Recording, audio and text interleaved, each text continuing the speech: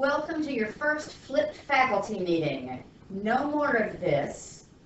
Waiting, being bored, not starting on time, ending too late. More of this. You can do your professional development in the comfort of your own home, or your classroom, or the library, or on a boat, or in a plane. I'm not going to go Dr. Seuss on you, I promise. But you can do your professional development anywhere and anytime that's comfortable for you. We're going to show you some new features today, such as the text pen, X-Collaborate, and the gallery. But before we do that, we need to make sure you know how to update. So in order to update any of the software that the system puts on your computer, you're going to go to your control panel and click on Absolute Manage Agent, which is the very first thing that you'll see there. That will bring up the first little box, and you're going to click on Software Updates. From there, you're going to go to Show On-Demand Software. Those are the things that they have got available and installed for you. And if you look here, you can see some of the ones that they have available, like Smart Notebook 2014, your desktop icons, and all kinds of other things. Then you're going to go to Software Updates.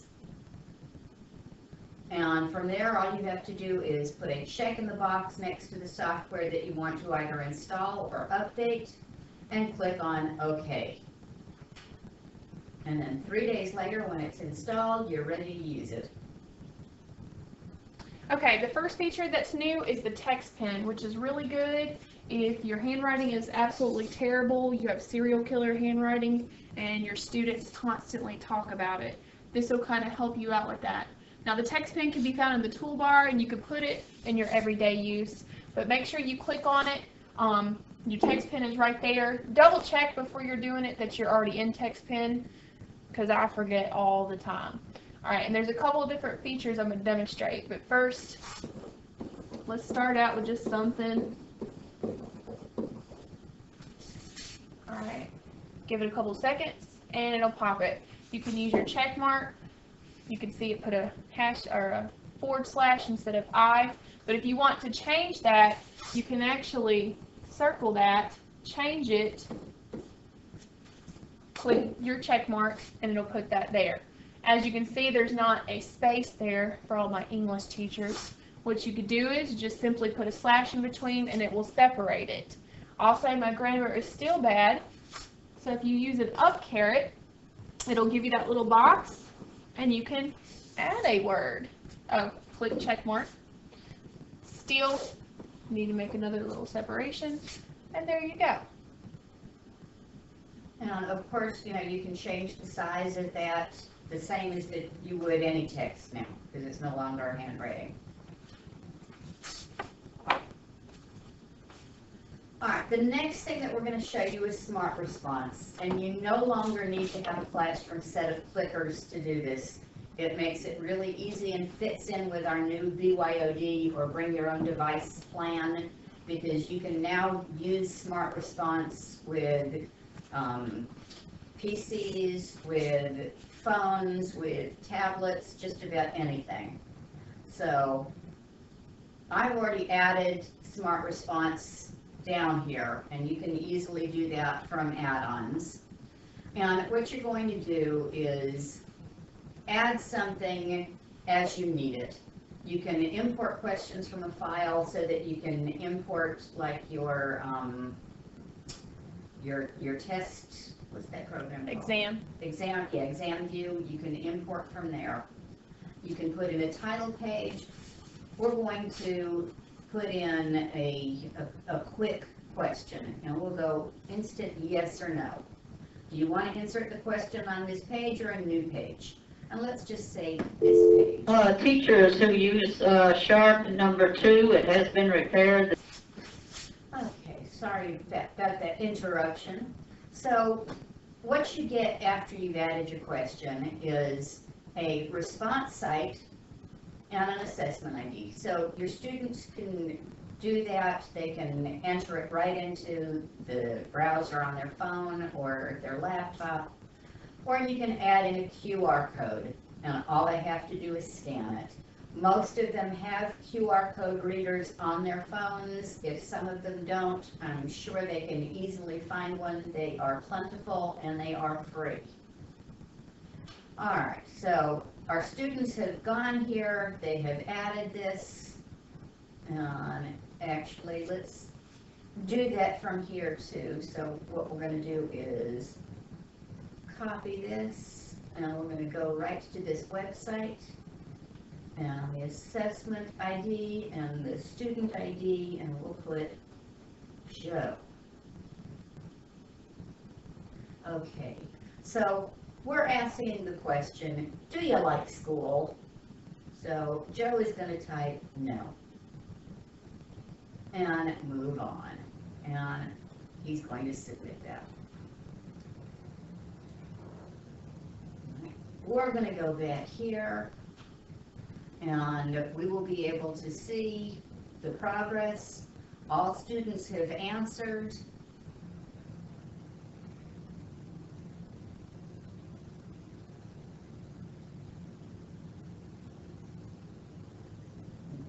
Let's have at least 2 students to preview results. Now, you'll be able to see your results right on the screen, and then you can stop the question. And again, there are all kinds of questions that you can add in for this. You can put in yes, no questions. You can put in true, false. You can, it gives you a chart afterwards. So it makes it really easy to tell from this, and you can do this very quickly. It's another good way to make sure that your students are A, paying attention, and B, using their cell phones for classwork and not sitting there texting with them. So this is just one way to do this. The other thing that we've got is extreme collaboration.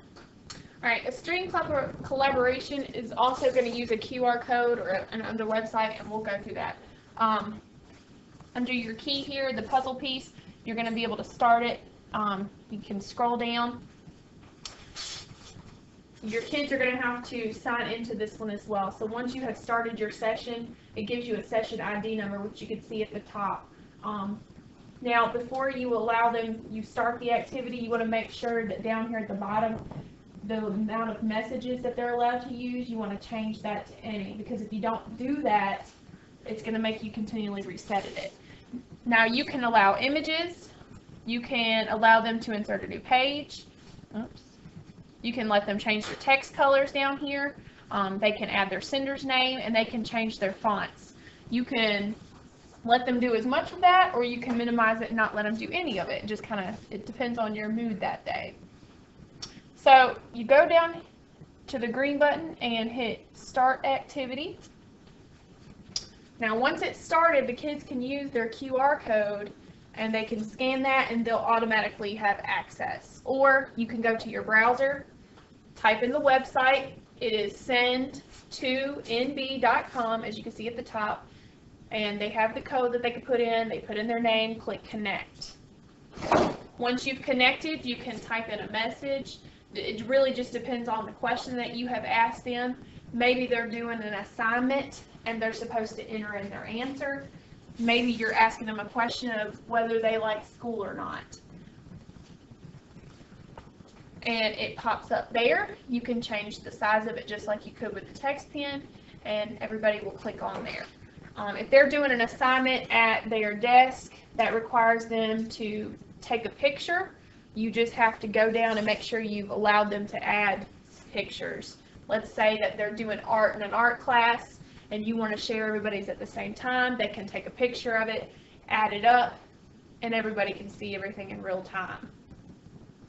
It's also a great way so that you don't have to worry about all of your students trying to get up to the board to write an answer at the same time. They can do it right from their seats. That's right. I know I use a lot of reteach activities that kids do the answers together in groups, and then they share it with the largest, kind of like a jigsaw.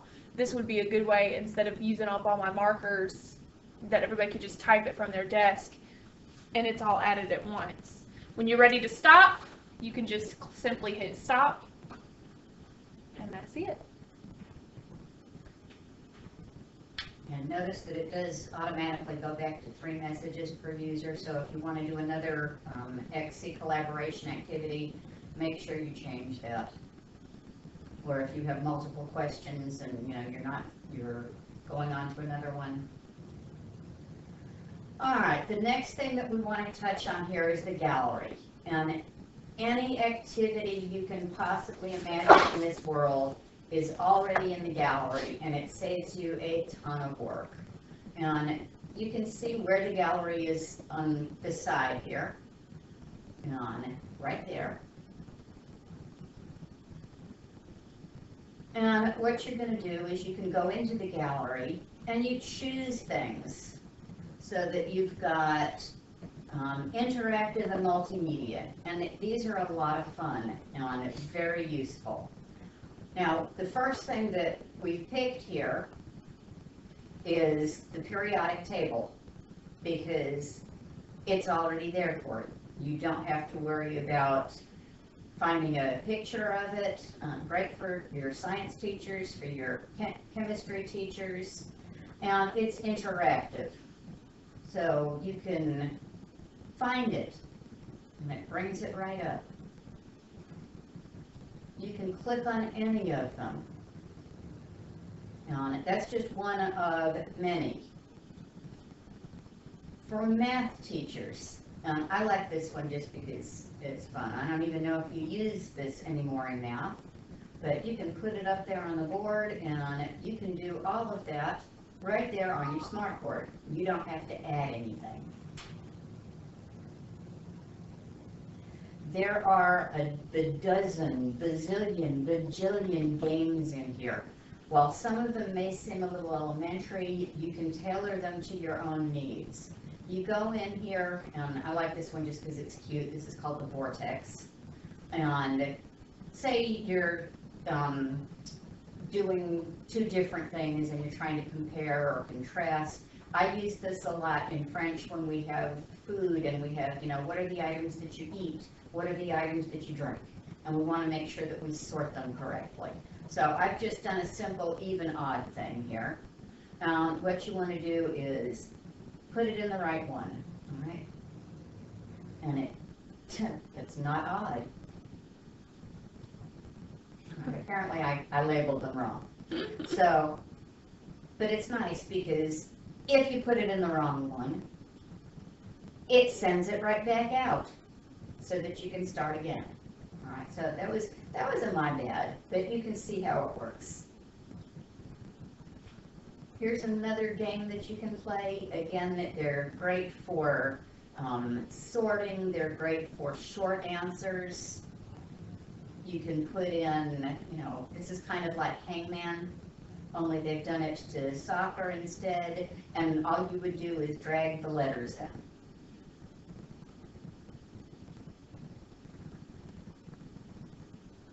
This one is really good. This is one of our 3D gallery items, and as you can see at the bottom there, the Trimble 3D warehouse, that's where you can go and find a lot of these. This is a heart, obviously, and you can manipulate it, you can turn it around. This would be really great for our science teachers, just so they could get a better look. It's a lot better than just a sheet of paper where it's flat and it's not moving. So you can turn it around, do whatever you need to it. This is also a good website, and I don't think we have an example. If you're a history teacher and you want to show a globe, instead of taking out that dusty globe that sits on top of your cabinet, you can also, they have a world map or a globe that you can look at, and you can turn it all around. You can zoom in if you'd like. It's really usable. I know Miss Flowers she looked up the Eiffel Tower, did the same thing with it. Right. Well, let's see, we can go right here while we're doing this and search on globe.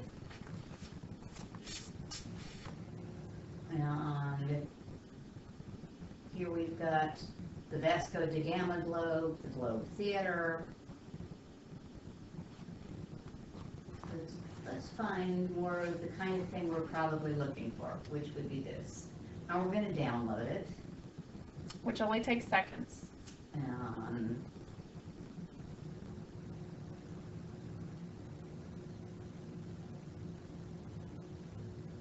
The the bigger they are, the longer it takes. Yeah. Well, since I said it only takes I seconds, know. today would be the day that it takes longer, of course. But let's face it, if we're gonna have problems, it's gonna be while we're trying to present or in the classroom. Because you know, you always have problems as soon as the students come in and are seated and you're trying to show them something. It still takes less time than a faculty meeting. For sure. And you could actually fast forward while we're talking if you want. That's right. Of course, we get almost to the end before we mention that. That's right.